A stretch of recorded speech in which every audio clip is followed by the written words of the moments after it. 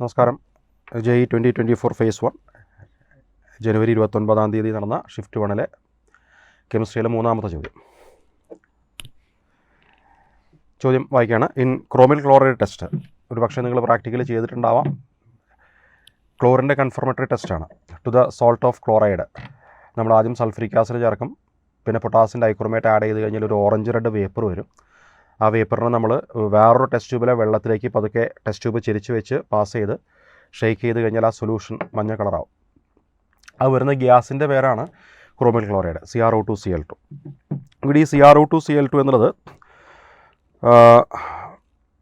Sentence വായിക്കുകയാണെങ്കിൽ ക്രോമിൽ chloride test confirmation of chloride ion a yellow solution is obtained. Acidification of the solution and addition of amyl alcohol and 10% H2O2 turns organic layer blue, indicating the formation of. ഇത് CrO5ൻ്റെ പ്രിപ്പറേഷനായിട്ട് പറയാറുണ്ട്. ഈ CrO2Cl2 എന്നുള്ള സാധനം നേരെ മാറുന്നത് CrO4 2- ആയിട്ടാണ്. ആ CrO4 2- H2O2 ആയിട്ട് കൂടി ചേരുമ്പോൾ കിട്ടാൻ പോകുന്ന compound CrO5.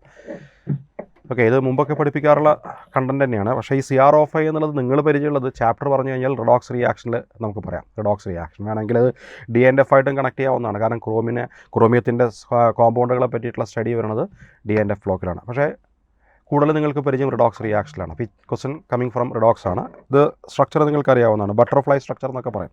CR double ബോണ്ടോ O അല്ലേ. ഇതിൽ പെറോക്സൈഡ് ലിങ്കേജുകളുടെ ഓക്സിഡേഷൻ നമ്പർ -1 ആണ്. സാധാരണ ഓക്സിജൻ -2 ആണെങ്കിൽ മൊത്തം -6 ആകുമ്പോൾ ക്രോമിൻ ഇറ്റ് ഈസ് ഇൻ +6 ആണ്. ഓക്കെ, അപ്പോൾ ആൻസർ ആദ്യത്തെ ഓപ്ഷനാണ് കേട്ടോ. ഓക്കെ, അപ്പോൾ chapter redox reaction easy question ആണ്. എല്ലാവർക്കും അറിയാവുന്നൊരു കോമ്പൗണ്ടാണ് CrO5. ഓക്കെ.